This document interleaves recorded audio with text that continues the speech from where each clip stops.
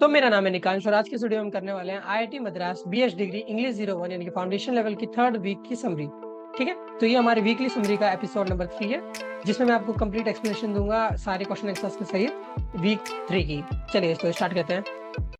तो सबसे पहले हमको यहाँ पे पढ़ना है कि what is good vocabulary. Vocabulary has all the words we know. जितने भी वर्ड्स हमको पता रहते हैं यही हमारे वोकैबुलरी के अंदर आते हैं। ठीक है, our information about words is part of our vocabulary. जितने ज्यादा वर्ड्स हमको पता होंगे उतनी ज्यादा हमारी वोकैबुलरी बेटर होगी। And vocabulary is all about the number of words we know. ठीक है, तो हम कह सकते हैं कि जितना ज्यादा हमारे पास, जितने ज्यादा वर्ड्स को, जितने ज्यादा नंबर ऑफ वर्ड्स को हम जानेंगे, जितने ज्यादा number of variety of words को हम जानेंगे, उतना ही हमारी वोकेबलरी अच्छी होती जाएगी। ठीक है, तो यहाँ पे वही लिखा हुआ है कि more the number and variety of words we know better would be our vocabulary. Okay, तो चलिए आगे बढ़ते हैं।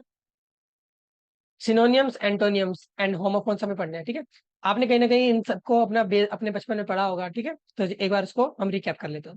सिनोनियम्स क्या होता है? Words whose meaning are similar to each other. ऐसे वर्ड्स जिनके मीनिंग काफी ज्यादा सिमिलर होते हैं एक दूसरे से। जैसे हम कह सकते हैं बेगिन और स्टार्ट, दोनों का मीनिंग सेम रहता है, शुरू करना। बाय और परचेज, दोनों का मीनिंग होता है खरीदना। डिफिकल्ट और हार्ड, दोनों का मतलब होता है मुश्किल। राइट, सही कहा। तो बेसिकली हम कह सकते हैं सिनोनियम्स आर नथिंग बट पर्यायवाची शब्द। ठीक है, हिंदी में अगर हम कहें तो। वही एंटोनियम्स की बात करें तो ये कंप्लीटली अपोजिट हो जाएगा सिनोनियम्स से। ठीक है, सिनोनियम्स में हम देख रहे थे ऐसे वर्ड जिनके मीनिंग सेम थे। एंटोनियम्स में हम ऐसे वर्ड देखेंगे जिनके मीनिंग एकदम अपोजिट होते हैं। बेसिकली हिंदी में कहा जाए तो विलोम शब्द। ठीक है, तो एंटोनियम्स क्या होते हैं? Words whose meaning are opposite from each other. जैसे गुड का बैड, स्मॉल का बिग, हॉट का कोल्ड, यानी कि उल्टा उल्टा जाना है सीधे। ठीक है, अच्छा बुरा, छोटा बड़ा, गर्म ठंडा। ठीक है, तो कंप्लीटली अपोजिट जाना है। ओके, होमोफोन्स क्या होते हैं? Words that sound similar but have different meaning to each other. ऐसे वर्ड्स जो सुनने में तो हमको एक जैसे लगेंगे लेकिन उनका मीनिंग काफी ज्यादा अलग होता है। ओके, इसको हम एग्जांपल से समझते हैं। जैसे RIGHT, ये भी राइट है, ये भी राइट है। अगर आप इसको बोलेंगे तो आपको सुनने में तो दोनों एक जैसे लगेंगे, राइट और राइट। ठीक है, बट हमको पता है मीनिंग दोनों का अलग होता है। राइट का मतलब यहाँ पे दाहिना होता है, राइट। एंड ये वाले राइट का मीनिंग क्या होता है? लिखना। ठीक है, सिमिलर वे में बीट और बीट। अब देखिए, यहाँ पे जो दोनों बीट लिखे हुए हैं इन दोनों का मीनिंग अलग है। स्पेलिंग भी सेम है, सुनने में भी सेम है, लेकिन मीनिंग अलग है। ये वाला जो आगे वाला बीट है ये म्यूजिक को रिप्रेजेंट कर रहा है। आपने सुना होगा कि क्या नाम है, गिटार बीट पे बजाओ, लाइक ड्रम की बीट होती है, आपने ये सब सुना होगा, राइट। और एक बीट होता है पीटना। कहते हैं ना कि लाइक मेरे भाई ने मेरे को बीट करा, मतलब मेरे भाई ने मेरे को पीटा, ऐसे एग्जाम्पल हम दे सकते हैं। ठीक है, तो ये असोल्ट में आ सकता है।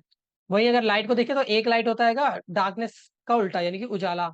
ठीक है, और दूसरा लाइट होता है जो वेट को रिप्रेजेंट कर रहा होता है। जैसे हल्का कोई चीज होती है हम कहते हैं बड़ा लाइट वेट है। ठीक है, तो ये वर्ड्स हमारे एग्जाम्पल हो सकते हैं होमोफोन्स के। ठीक है, यानी कि ऐसे वर्ड जो सुनने में एक जैसे रहेंगे लेकिन मीनिंग अपोजिट रहेगा, अलग रहेगा। अपोजिट भी नहीं कहेंगे, अलग रहेगा। ठीक है, चलिए कोलोकेशन, नेक्स्ट टॉपिक हमारे पास आता है कोलोकेशन। कोलोकेशन क्या होता है? The process of arranging words in correct sequence is called collocation. हम वर्ड्स को कैसे करेक्ट सीक्वेंस में लगाते हैं इसको ही हम कोलोकेशन कहेंगे। ठीक है, अब जैसे आप समझ सकते हैं कि हमें बस मैच करना है। ठीक है, तो अब इलेक्ट्रिक के साथ होती है, इलेक्ट्रिक ड्रिंक होता है, इलेक्ट्रिक बल्ब होता है, इलेक्ट्रिक रिंग होती है, इलेक्ट्रिक इंजीनियर होता है। ठीक है, तो देखिए इलेक्ट्रिक हमें पता है इसलिए सीधे बल्ब हो जाएगा ये। ठीक है, कोल्ड के साथ हमें पता है कोल्ड ड्रिंक होता है। ठीक है, तो बस हमें मैच करना है ऐसे। ठीक है, करेक्ट सीक्वेंस में अरेंज करना है। कंप्यूटर साइंस इंजीनियर होते हैं, सर्कुलर रिंग होती है। ठीक है, तो ऐसे हमने करेक्ट सीक्वेंस में इनको अरेंज कर दिया, इसी को हम कोलोकेशन कहते हैं। राइट, चलिए इन्फ्लेक्शन। इन्फ्लेक्शन का मीनिंग क्या होता है? We can interchange part of speech with each other by doing small changes. ठीक है, तो हमने पिछले वीक की समरी में पार्ट ऑफ स्पीच पढ़ा था जिसमें हमारे पास कई सारी चीजें थी, noun, pronoun, preposition, adjective, adverb, etcetera. ठीक है, तो वही लिखा हुआ है कि हम किसी एक पार्ट ऑफ स्पीच को दूसरी पार्ट ऑफ स्पीच में कन्वर्ट कर सकते हैं by doing some minute changes. ठीक है, बहुत ज्यादा छोटे छोटे चेंजेस करके। जैसे ड्राइव है, हमें पता है ड्राइव क्या होता है? वर्ब है। ठीक है, अगर इसके पीछे हम एक आर लगा देंगे तो ड्राइवर बन जाएगा जो कि एक नाउन होगा, राइट। ऐसे ही पर्सन है, पर्सन हमारे पास नाउन है, इसके पीछे अगर हम IFY लगा देंगे तो ये पर्सोनिफाई हो जाएगा, यानी कि एक वर्ब बन जाएगा। सिमिलर वे में स्लो के पीछे अगर LY लगा देंगे तो स्लोली बन जाएगा, यानी कि एडजेक्टिव से एडवर्ब में कन्वर्ट हो गया। ठीक है, तो यही इन्फ्लेक्शन का मीनिंग होता है कि कैसे हम छोटे छोटे चेंजेस से पार्ट ऑफ स्पीच को एक दूसरे में इंटर कन्वर्ट कर सकते हैं। राइट, चलिए आगे बढ़ते हैं। देन हमारे पास नेक्स्ट टॉपिक आता है फ्रेजल वर्ब। फ्रेजल वर्ब क्या होते हैं? They are also called multi word verb. ठीक है, तो कई सारे वर्ड्स जब जैसे मल्टीपल वर्ड्स जो एक साथ कंबाइन रहते हैं जिनका कोई स्पेसिफिक मीनिंग होता है उसको हम कहेंगे फ्रेजल वर्ब्स। ठीक है, they act like a single verb, ये एक सिंगल वर्ब रूप में काम करते हैं। They have idiomatic meaning. Idiomatic meaning का मतलब हो गया इनका कहीं ना कहीं एक मुहावरा काइंड ऑफ मीनिंग होता है। ठीक है, आपने बचपन में मुहावरे पढ़े होंगे अपनी हिंदी हिंदी की क्लासेस में, राइट। वही उसी को हम इडियम्स कहते हैं। ठीक है, यहाँ पे इडियोमेटिक मीनिंग होता है फ्रेजल वर्ब्स का। They connect verb and adjective, ये वर्ब और एडजेक्टिव को एक दूसरे से इंटरकनेक्ट करते हैं, ठीक है। They are more used in spoken English rather than prose, ठीक है। तो बेसिकली ये जो फ्रेजल वर्ब्स होते हैं ये ज्यादातर बोली भाषा में यूज होते हैं, ठीक है, बोलने में यूज होते हैं रेदर देन लिखने में, ठीक है। लिखने में इनका यूज कम होता है, बोलने में इनका यूज ज्यादा होता है, ठीक है। तो देखिए यहाँ पे एग्जांपल लिखा है, जैसे ब्रिंग आउट का मीनिंग होता है शो, आपने आपने कहीं ना कहीं सुना होगा कि bring out all your money, ऐसे सुना होगा आपने, ठीक है। तो यानी कि अपने सारे पैसे निकालो, दिखाओ, ठीक है। तो ये हो गया। क्लोज डाउन का मतलब होता है बंद करो। कॉल बाय का मतलब होता है विजिट करना। कैचअप का मीनिंग होता है be at the same level, कहते हैं ना कि कैच मी अप, ठीक है, मतलब मेरे लेवल तक आप तुम आके दिखाओ, ठीक है। रूल आउट का मतलब डिसमिस, ठीक है। आपने ऐसा सुना होगा डोंट रूल देम आउट, यानी कि उनको अभी डिसमिस मत करो, उनको लाइक उनके पास अभी भी चांस है। अपनी कहीं ना कहीं ये सब वर्ड्स अपने कहीं ना कहीं मूवीज वगैरह में, डेली लाइफ में कहीं ना कहीं सुने होंगे, ठीक है। सम अप का मीनिंग होता है समराइज करना। टीचर्स के मुंह से आपने सुना होगा कि हम सम अप कर देते हैं इस क्वेश्चन को, ठीक है, यानी कि समराइज कर देते हैं एक बार। ओके। तो ये सारे एग्जांपल हो गए फ्रेजल वर्ब्स के और उनके स्पेसिफिक मीनिंग्स के। आपको बस ये जो टेबल सामने लिखा हुआ है इसको एक से दो बार रीड कर लेना। इनमें से ही हमारे पास हमारे क्वालिफायर्स में या फिर हमारे सेमेस्टर एग्जाम्स में क्वेश्चन आएंगे, उसको हम सॉल्व कर लेंगे, ठीक है। चलिए आगे चलते हैं। मॉडल वर्ब्स या फिर जिनको मॉडल्स कहते हैं, ठीक है। तो मॉडल वर्ब्स बचपन में हमने पढ़े हैं, तो ये कैन हो सकता है, कुड हो सकता है, shall, should, may, might, will, would, must, ought to, etcetera. आपने कहीं ना कहीं ये सारे वर्ड्स अपने बचपन से ही सुने होंगे, देखे होंगे, ठीक है। अब हम इनका यूज देखते हैं। शैल या शैंड का यूज हम कब करते हैं, जब इसको बेसिकली हम आई और वी के साथ यूज करते हैं जब हमें सजेशन देना होता है। जैसे अगर हम कहें shall we go for movie, ठीक है, यहाँ पे शैल वी गो आना चाहिए था, गो नहीं लिखा, ठीक है। Shall we go for movie, क्या हमें मूवी देखने जाना चाहिए, ठीक है। बेसिकली क्या हमें नहीं, मतलब हमें मूवी देखने जाना चाहिए। तो ये ऐसे क्वेश्चन नहीं है, ये एक आंसर वाला सेंटेंस है, ठीक है। तो ये ऐसे हो जाएगा। माइट, माइट को कब यूज करते हैं, जब बहुत ज्यादा चांसेस कम होते हैं, ठीक है। माइट का मतलब होता है शायद ही, मतलब जब चांस बहुत ज्यादा कम होता है, लाइक 0 से 10% के बीच में अगर चांस रहेगा, तो हम वहां पे उस केसेस में माइट का यूज करते हैं। जैसे अगर एग्जाम्पल के देखें, it might rain today. It might rain today का मतलब हो सकता है कि आज बारिश आ जाए, लेकिन बहुत ज्यादा कम संभावना है, बहुत ज्यादा कम प्रोबेबिलिटी है, ठीक है। ओके। यहाँ पे मैंने डिग्री के लिखा है, परसेंटेज होगा, ठीक है, 0 से 10%, ठीक है। कैन को हम अलग अलग केसेस में यूज कर सकते हैं, लाइक जब हमें एबिलिटी को रिप्रेजेंट करना था तो हम कैन को यूज कर सकते हैं। जैसे कि आई कैन प्ले क्रिकेट, मैं क्रिकेट खेल सकता हूँ, ठीक है। तो यहाँ पे एबिलिटी को हम रिप्रेजेंट कर रहे हैं, रेफर कर रहे हैं, ठीक है। सेम तरीके से हम रिक्वेस्ट वाले केसेस में भी कैन का यूज कर सकते हैं, कैन आई जॉइन यू, तो यहाँ पे रिक्वेस्ट कर रहा है इंसान, ठीक है। डिनाइंग, जब हमें मना करना था तो भी हम कांट का यूज कर सकते हैं, ठीक है। He can't cheat on you, वो तुम पे चीट नहीं कर सकता। बेसिकली हम नेगेटिव सेंटेंसेस का यहाँ पे यूज कर रहे हैं, ठीक है। चलिए आगे बढ़ते हैं। विल का यूज हम करते हैं जब हमें फ्यूचर में कोई बात बतानी होती है। आई विल कम टुमारो, मैं कल आऊंगा, ठीक है। तो यहाँ पे विल का यूज करेंगे। मे, मे का मतलब हम होता है फॉर्मल परमिशन के टाइम पे हम यूज कर सकते हैं। ये वाला सेंटेंस हमने बचपन से यूज करा होगा। जब भी आप अपने क्लास के अंदर आना चाहते होंगे, आप हमें से बोलते होंगे मे आई कम इन मैम, ठीक है। तो यहाँ पे हम फॉर्मली परमिशन ले रहे हैं, ठीक है। फॉर्मल परमिशन मतलब होता है कि लाइक औपचारिक तौर पे हम परमिशन ले रहे हैं, ठीक है। और चांसेस को भी रिप्रेजेंट करता है मे। देखिए जब चांसेस माइट वाले से ज्यादा होते हैं, ठीक है, माइट में मैंने आपको बताया 0 से 10% चांस होता है। मे में क्या होगा, आप कह सकते हैं यहाँ पे 30 से लेके लाइक अराउंड 70% तक चांस होता है, ठीक है। तब उस केसेस में हम मे यूज करते हैं। जैसे यहाँ पे जो लिखा हुआ है इट मे रेन टुडे, इसका मतलब होता है आज बारिश आ सकती है, उसके अच्छे खासे चांसेस हैं, ठीक है। ओके, अब आगे बढ़ते हैं। फॉर गिविंग ऑर्डर के लिए हम मस्ट यूज करते हैं, ठीक है। मस्ट, मस्ट को हम यूज करते हैं जब हम किसी को ऑर्डर देना होता है। यू मस्ट स्टॉप स्मोकिंग, मतलब यहाँ पे पूरा हम रिप्रेजेंट कर रहे हैं कि हम एकदम दृढ़ निश्चित है, ठीक है। ओके, यानी कि तुमको स्मोकिंग छोड़नी ही पड़ेगी। ओके, और चांसेस को भी रिप्रेजेंट कर रहा होता है, ठीक है।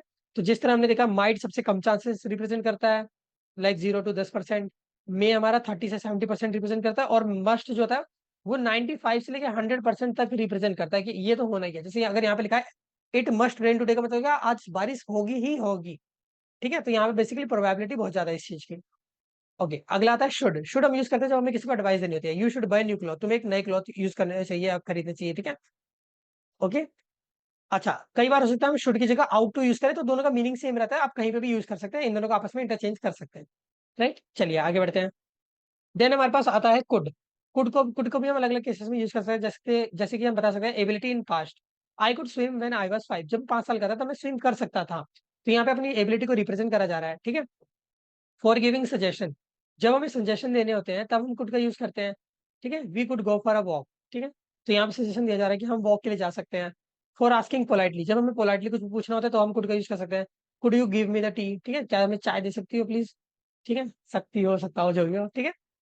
For asking for permission, permission अगर मैंने मांगनी हो तो भी हम कुड का यूज कर सकते हैं, ठीक है। Could I leave the team, क्या मैं टीम छोड़ दूं, ठीक है। तो यहाँ पे परमिशन मांग रहा है। For making possibility in present, अगर मैं लाइक अगर हमें बेसिक पॉसिबिलिटी निकालनी होगी, पॉसिबिलिटी बतानी होगी, ठीक है, तो वहां पे भी हम कुड का यूज कर सकते हैं। जैसे कि ही कुड बी कोरियन, हो सकता है कि वो कोरियन हो, ऐसा हम अंदाजा लगा रहे हैं, तुक्का लगा रहे हैं, ठीक है। लाइक हमने दूर से किसी को देखा और आपको लगा कि मे बी ये कोरियन हो सकता है, ठीक है, तो हम यहाँ पे ऐसे बोल सकते हैं ही कुड बी कोरियन, ठीक है। तो यहाँ पे ऐसे तुक्का लगाने को, पॉसिबिलिटी बनाने को ही हम इस सिचुएशन में भी कुड का यूज कर सकते हैं, ठीक है। फ्रेजेस एंड इडियम्स, अभी मैंने आपको बताया था इडियम्स का मीनिंग होता है मुहावरे, और फ्रेजेस भी समहाउ के सिमिलर ही होते हैं, ठीक है। तो बेसिकली होते क्या है, they are the group of words with special meaning, ठीक है। ये ऐसे वर्ड्स होते हैं जिनके पास कुछ से ही पहले से एक स्पेसिफिक मीनिंग होता है, ठीक है। हमको यहाँ पे कई सारे अलग अलग फ्रेजेस और इडियम्स दिखाए गए थे, हमें उनको ही देख लेना है, ठीक है। तो जैसे यहाँ पे लिखा हुआ है अ डार्क हॉर्स, डार्क हॉर्स उसको कहते हैं जो अनएक्सपेक्टेड विनर होता है, ठीक है। लाइक आप मान लीजिए अगर आप क्रिकेट देखते होंगे तो आपको पता होगा कि जिम्बाब्वे और बांग्लादेश जैसी टीमों के चांसेस बहुत कम रहते हैं। हाँ, तो हम उनको अगर वो मान लीजिए कोई वर्ल्ड कप जीत गए एकदम से, ठीक है, ऑल तो मुझसे नहीं, मुझे नहीं लगता ऐसा कभी होगा, लेकिन मान लीजिए अगर वो जीत गए तो हम कहेंगे कि ये तो डार्क हॉर्स निकले, ठीक है, यानी कि अनएक्सपेक्टेड विनर हो गए। ओके, सिमिलर वे में ब्रेक अ लेग का मतलब हो गया कि गुड लक कहने का ये तरीका होता है, ठीक है। ऐसे ही हम यहाँ पे जितने भी एग्जांपल ये लिखे हुए हैं, आपको इन सबको अच्छे से एक एक बार रीड करना है। ध्यान रखिए आपको यहाँ पे भी वीडियो पॉज करना होगा और इन सबको 1 से 2 बार अच्छे से रीड करना पड़ेगा, ठीक है। तभी आपको ये समझ आएंगे, ठीक है। इनको समझना है, याद भी नहीं करना, इवन बस समझना है। ओके, अगर आप स्क्रीनशॉट लेके रख लेंगे तो वो आपके गैलरी में ही पड़ा रह जाएगा, उसको कभी भी आप खोलने नहीं वाले, ये आपको भी पता है, मुझे भी पता है, ठीक है। तो इसलिए आप इसको 2 बार पढ़ लीजिए, ठीक है। चलिए आगे बढ़ते हैं। अब यहाँ पे हमें और भी यहाँ पे लिखे हुए हैं इडियम्स वगैरह, इसको भी आप ऐसे ही 1 से 2 बार वीडियो पॉज करके रीड कर लीजिए, ठीक है। एंड ये वाला भी। ओके, इससे बाहर आपसे कुछ नहीं पूछेगा, आपको ये सब याद नहीं करना है, आपको ये सब बस 1 से 2 बार रीड करना है। रीड कर लेंगे, आपको क्वेश्चन दिखेगा तो क्वेश्चन में ऑब्वियसली आपके पास ऑप्शन रहते हैं, तो आपको देख के याद आ जाएगा आंसर तुरंत ही, ठीक है।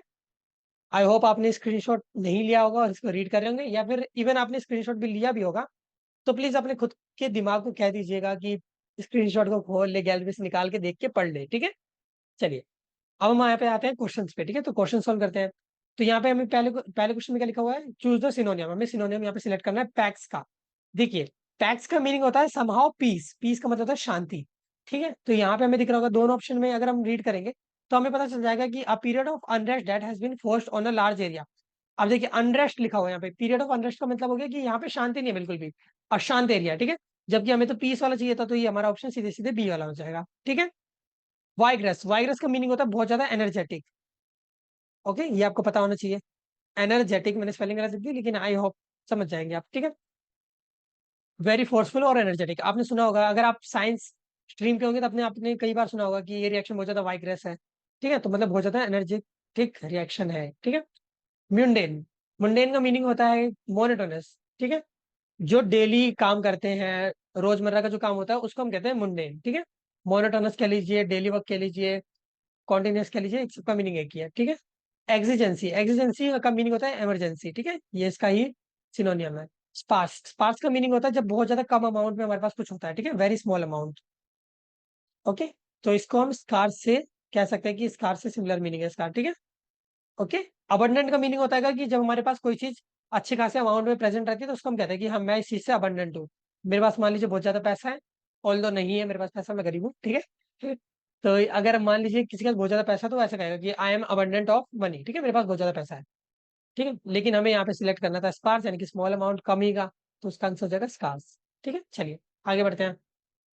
ओके, अब यहाँ पे हमें कोलोकेशन का यूज करना है, यानी कि बेसिकली मैचिंग करनी है, ठीक है। तो यहाँ पे हमें सेम अच्छे खासे जो मीनिंग बन रहे होंगे उनसे मैचिंग करनी पड़ेगी, ठीक है।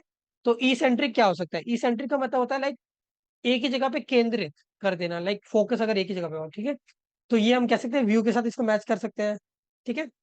क्या व्यू के साथ मैच होगा? नो। देखिए कायदे से व्यू के साथ मैच हो सकता है, लेकिन हमारे पास व्यू के लिए और भी ज्यादा बेटर ऑप्शन है, जैसे सीनिक, ठीक है। तो ये सीनिक इससे मैच होगा, ठीक है। तो हम कह सकते हैं ये सेकंड से मैच होगा, ठीक है। अब क्योंकि बेटर ऑप्शन था, हमें हमेशा बेटर ऑप्शन के साथ जाना है। तो इसेंट्रिक क्या हो सकता है, अब देखिए, अब व्यू अगर इसेंट्रिक नहीं है तो हम क्या कहेंगे, इसेंट्रिक का मतलब एक ही जगह पे केंद्रित बताया ना मैंने आपको, तो हम इसको बिहेवियर के साथ कह सकते हैं कि हमारा जो बिहेवियर है वो इसेंट्रिक है, मतलब बहुत ज्यादा दृढ़ निश्चित है, एक ही जगह पे फोकस है, right.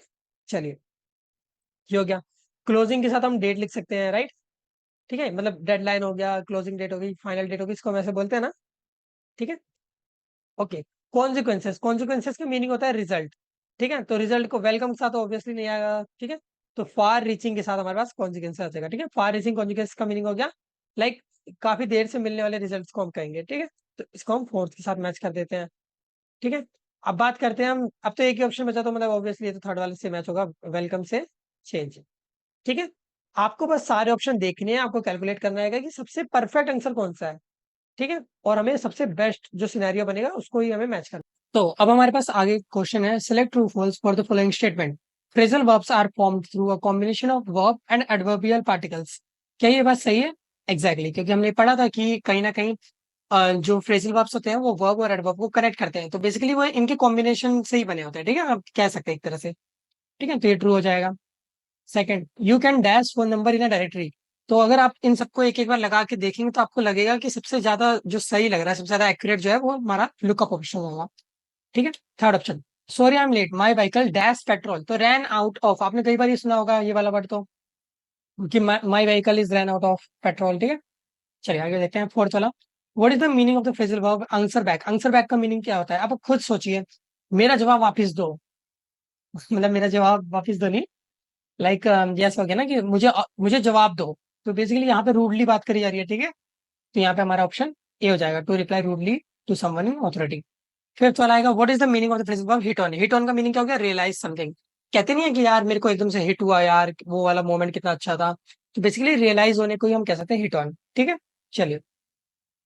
Model verbs are used to talk about. तो बेसिकली जो मॉडल वर्ब्स होते हैं, इनकी मॉडल्स होते हैं, वो सारी की सारी सर्टेनिटी, इनसर्टेनिटी, पॉसिबिलिटी, इम्पॉसिबिलिटी, इन सबको ही कहीं ना कहीं दर्शाते हैं। तो हमारा आंसर हो जाएगा all of the above. Okay, second वाला, can I go outside now. यहाँ पे कैन क्या रिप्रेजेंट कर रहा है? तो बेसिकली यहाँ पे कैन रिक्वेस्ट को रिप्रेजेंट कर रहा है। ठीक है। Third, identify the model auxiliary in the following sentence. Should I be happy about this? तो ऑब्वियसली यहाँ पे शुड होगा हमारा मॉडल मॉडल। ठीक है।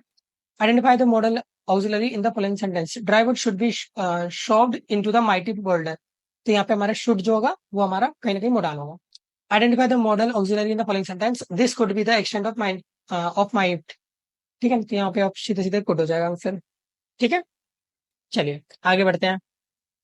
तो अब फर्स्ट क्वेश्चन यहाँ पे हमारा पास आता है, I heard through the grapevine in the company is down sizing means. इसका मीनिंग क्या है? ठीक है, ये एक कहीं ना कहीं इडियम टाइप है का, ठीक है, फ्रेज है का। तो इसका मीनिंग क्या होता है कि अ, हमारी जो कंपनी है वो डाउन साइज कर रहे हैं एज अ ग्रेपवाइन। ओके, तो इसको हम एक तरह से समझ सकते हैं कि लाइक कहीं से हमने बाहर से कोई बात सुनी, ठीक है, र्यूमर जो फैलते नहीं है कि किसी ने कुछ कह दिया। ठीक है, तो कहीं ना कहीं उस चीज को रिप्रेजेंट कर रहा है। तो हमारे लिए थर्ड ऑप्शन सही हो जाएगा, someone heard through a rumour that the company is down sizing. ठीक है, तो आंसर हमारा सी हो जाएगा इसके लिए। राइट, चलिए। Fill in the blank with the most appropriate idiom. It's awful that he spread those rumour before knowing if they were true. तो किसी ने र्यूमर फैला दिए इससे पहले कि उसको पता ही नहीं था कि मतलब ये सही है कि नहीं। तो यहाँ पे कौन सा अप्रोप्रिएट एडियम रहेगा इसके लिए? तो हम इसको कहेंगे हेल्ड हिज टंग। ठीक है, तो मतलब बेफालतू में ज्यादा बोलना, टंग मतलब कंट्रोल में नहीं रही, चुप नहीं रह गया और बिना जाने समझे कुछ भी बोल दिया, तो हम एक तरह से आप समझ सकते हैं इस काइंड ऑफ मीनिंग है इसका। ठीक है, थर्ड देखते हैं। Fill in the blank with the most appropriate idiom. No matter how often you fix your phone it's going to have problem because it is really old stop dash. ठीक है, तो इसके लिए हमारा जो सबसे अप्रोप्रिएट ऑप्शन होगा वो हमारा हो जाएगा फ्लोगिंग अ डेड हॉर्स। ठीक है, चलिए फोर्थ देखते हैं। To call it a day means, to call it a day का मतलब हो गया कि कहीं ना कहीं आपने सुना होगा कि क्रिकेटर लोग की लाइफ में क्या होता है कि कहीं ना कहीं जब उनका रिटायरमेंट का फेज आउट आने लगता है, पास आने लगता है, तो हम कहते हैं ना कि उनको कॉल ऑफ कर देना चाहिए, ये कॉल कर लेने का सही दिन आएगा। ठीक है, तो बेसिकली कॉल का मीनिंग होता है कि जब हमें फील हो जाता है कि हमने इस फील्ड में इनफ काम कर लिया है और इसके बाद अब हमें और ज्यादा काम करने की जरूरत नहीं है। ठीक है, तो कहीं ना कहीं ये थर्ड आ जाएगा। जैसे फॉर एग्जांपल, अब आपको पता है एमएचडी का यहाँ पे लास्ट सीजन का ये वाला आईपीएल का, तो हम कहेंगे कि MHD is going to take a call after this season. Obviously जो हम चाहते नहीं है कि धोनी खेलते रहे, हम यही तो चाहते हैं, बट जो चीज स्टार्ट होती है उसको एंड भी होना ही पड़ता है। ठीक है, चलिए फिर देखते हैं। Burn the candle at both ends and put the cart before the horse. क्या इन दोनों का मीनिंग सेम है? डेफिनेटली नॉट, दो अलग अलग बातें हैं, काफी ज्यादा अलग है। ठीक है, six, you can lead horse horse to water but you can not make him drink. इसका मीनिंग है you can not force someone to make what is seemingly the right decision. तो यार ये ट्रू है। ठीक है, तुम घोड़े को दौड़ा पानी तो पिला सकते हो, लाइक क्या, you can lead a horse to water but you can not make him drink. ठीक है, तो बेसिकली इसका मीनिंग हो गया कि तुम घोड़े को पानी तक ले जा तो सकते हो लेकिन तुम उसको पिला नहीं सकते। ठीक है, तो ये ट्रू हो गया इसका direct answer. Second, heard it on a grapevine, तो ये वाला भी तो अभी हमने देखा था थोड़ी देर पहले, तो ये भी ट्रू है।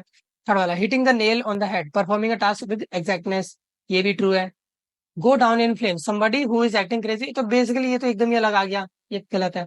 Stealing someone thunder, doing something pointless, ये भी फॉल्स। कहीं ना कहीं कोई मतलब नहीं बनता इन दोनों की बातों का, दूर दूर तक कोई मेल नहीं है। ठीक है, तो इसके साथ ही हमारे पास वीक 3 की भी समरी कंप्लीट होती है। आई होप आपको सब कुछ अच्छे से समझ आया होगा। एंड बीच बीच में मैंने थोड़ा सा लाइक गड़बड़ कर दिया हैगा बोलने में, समझाने में, तो उसके लिए तहे दिल से मैं माफी मांगता हूँ। बाकी इसके बावजूद मेरे को लगता है कि आपको कहीं ना कहीं ये सारा वीडियो कंप्लीट करने के बाद सब कुछ अच्छे से समझ आ गया होगा। ठीक है, तो मिलते हैं अब नेक्स्ट वीडियो में, जब तक के लिए all the best for your future.